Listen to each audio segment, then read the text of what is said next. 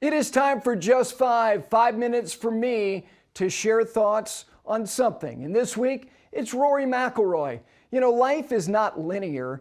None of us move in a straight line from the beginning to the end. And of course, careers in all sports are certainly not that. There are a lot that kind of build and get to some type of apex, and then they plateau, and then they start going the other direction. And there was a great line from a great book written by J.R. Mooringer. The title of the book was Sutton. And the line in the book was that time is a thug and a cold one. We don't know when it's going to be over. And so we have no idea where the end is going to be for Rory McIlroy. And at 35 years of age, you would say, you know what, he's as good as he's ever been. And I wouldn't argue that. But his career has not been a straight line.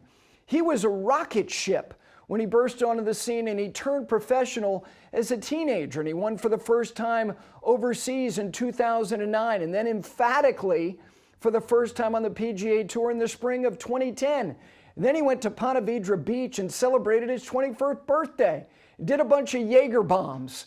He doesn't do that much anymore, but something he's always done since he's turned professional is win.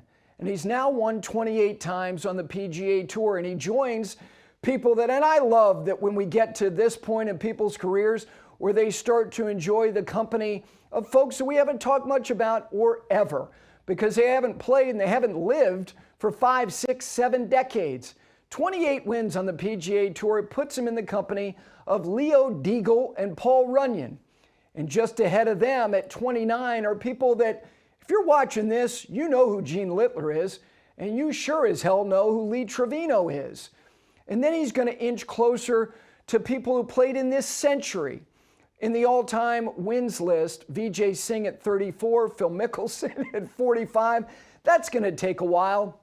And something he's never going to get to, understandably, is Tiger at 82. So here is Rory McIlroy, and it's the middle of March. And he's done something on the PGA Tour he's never done before, and that is win twice before going to Augusta National for the Masters. So he's got great momentum. He's got also something that he always has, but maybe more so now than ever, expectation. But he's going to Augusta National to try to do something that, quite honestly, nobody has ever done before. Yes, Gene Sarazen won the Masters in 1935, but when he won in 1935 in the second year of the event, it wasn't even called the Masters. It was the Augusta National Invitation. So, understandably and retroactively, he won the career Grand Slam, which didn't even exist when he won it. So he's trying to complete the career Grand Slam at the Masters. No one's ever done it in the modern era. That's heady stuff. That's weighty. But here's the other thing that is really challenging, because he's a true outlier. With 4 major championships, which he had at the age of 25, the only other 2 people who had it, Jack and Tiger. That's heady company. But those guys got to number 5. Tiger did it in a month. Jack did it 1 year after he got 4. He got his 5th. So here is Rory McIlroy, having won his last major in 2014. It's 2025.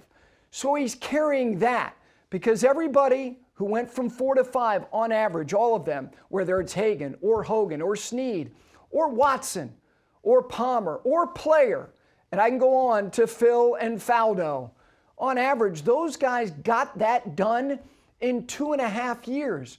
So he's also got that. And then finally, scar tissue appears to be real in golf. So 2022 in the Open Championship, 2023 and 2024 at the U.S. Open. And my God, 2024 at the U.S. Open was a gutting, unlike anything we've seen recently, with those 2 missed short putts.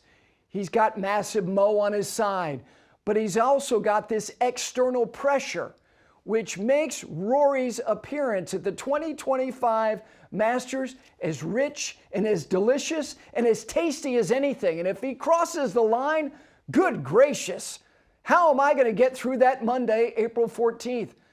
Well, I'll tell you one thing, I'll try. And another thing I'll try to do is get us 3 more hours on Golf Channel to talk about it.